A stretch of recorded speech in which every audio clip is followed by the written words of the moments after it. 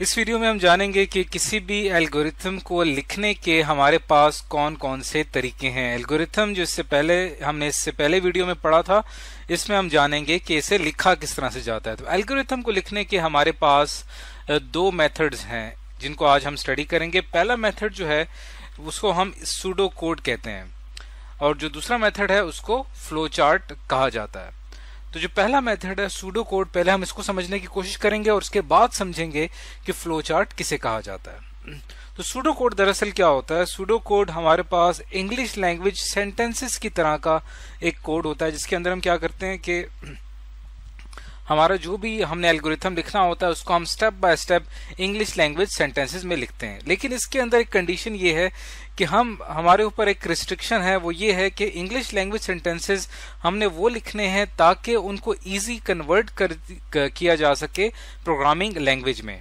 यानी English language sentences को लिखने के हमारे पास कुछ रूल्स हैं और वो रूल्स अभी हम पढ़ेंगे इस वीडियो में।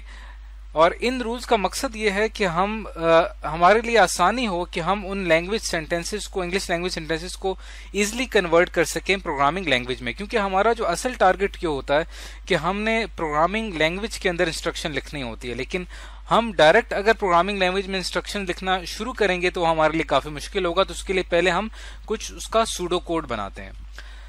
तो अब हम यहाँ पे एक एग्जाम्पल लेते हैं और उस एग्जाम्पल से समझने की कोशिश करते हैं कि सूडो कोड किसे कहा जाता है। मिसाल के तौर पे अगर आपसे ये कहा जाए कि आपने सूडो कोड लिखना है टू ऐड टू नंबर्स, दो नंबर्स को हमने ऐड करना है और इनका आपने सूडो कोड लिखना है, तो उसके लिए हम यहाँ पे उसका एक सूडो कोड लिखेंगे स्टेप बाय स्टेप। नंबर 1, पहली लाइन जो ये होगी वो ये होगी कि हमने पहले दो नंबर्स यूजर से इनपुट लेने हैं। तो इनपुट के लिए हम सूडो कोड में एक वर्ड इस्तेमाल करते हैं रीड का। रीड का मतलब यह है कि जब भी इनपुट लिया जाएगा तो वो रीड को जाहिर करेगा। तो रीड नंबर 1, तो जो पहला नंबर है उसके लिए हमने ये लाइन लिखी रीड नंबर 1। ये वाली जो लाइन है ये कह रही है कि हम एक नंबर पिक कर रहे हैं, यानी एक नंबर हम इनपुट ले रहे हैं। तो पहली स्टेटमेंट जो है ये इनपुट स्टेटमेंट है। उसके बाद जो अगली स्टेटमेंट है, जो अगली लाइन है, हमने अगला नंबर लेना है जिसको हमने ऐड करना है, तो उसको भी हम रीड करेंगे, उसको भी हम इनपुट लेंगे, तो वो होगा रीड नंबर 2।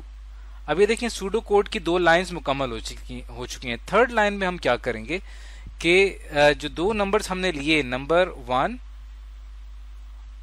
और नंबर 2, इन दोनों को हमने प्लस करना है और प्लस होने के बाद इसको हम किसी एक और एक रख लेते हैं नाम x के अंदर हम इसको स्टोर करवा देते हैं। तो हमारे पास यहाँ पे जो थर्ड लाइन है इसके अंदर हम फार्मूला अप्लाई कर रहे हैं। फोर्थ लाइन में हमने क्या करना है कि जो भी वैल्यू x में स्टोर होगी उसको हमने प्रिंट करवाना है, वो हमारी आउटपुट स्टेटमेंट होगी। तो उसके लिए हम यहाँ पे लाइन लिखेंगे प्रिंट x।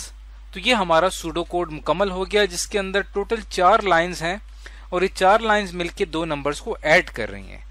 तो अगर आप इस सूडो कोड के ऊपर गौर करें, ये कंप्लीट सूडो कोड जो है ये दरअसल सिंपल इंग्लिश सेंटेंसेस हैं। इसके अंदर एज सच कोई डिफिकल्ट चीज नहीं है।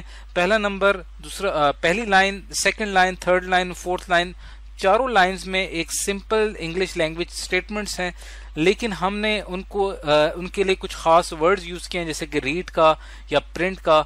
तो इससे हमें आसानी रहेगी कि जब हम इस सूडो कोड को कन्वर्ट करेंगे प्रोग्रामिंग लैंग्वेज में तब हमें कन्वर्ट करना ज्यादा आसान हो जाएगा। तो ये हमने जस्ट एक एग्जांपल ली है सूडो कोड की। इसके अलावा हम और भी एग्जांपल ले सकते हैं सूडो कोड की। कोई भी मसला, कोई भी प्रॉब्लम हो उसका हम सूडो कोड लिख सकते हैं इसी तरह से स्टेटमेंट्स लिखकर। तो आगे चल के हम ये सीखेंगे कि सूडो कोड को लिखने के बाद किस तरह से कन्वर्ट किया जाता है प्रोग्रामिंग लैंग्वेज में। ये हमारा नेक्स्ट स्टेप होगा आगे की जो वीडियोस आएंगे उसके अंदर। तो यहाँ पे हमारा टारगेट ये था कि हमें ये पता चले कि एल्गोरिथम को लिखने का तरीका क्या होता है।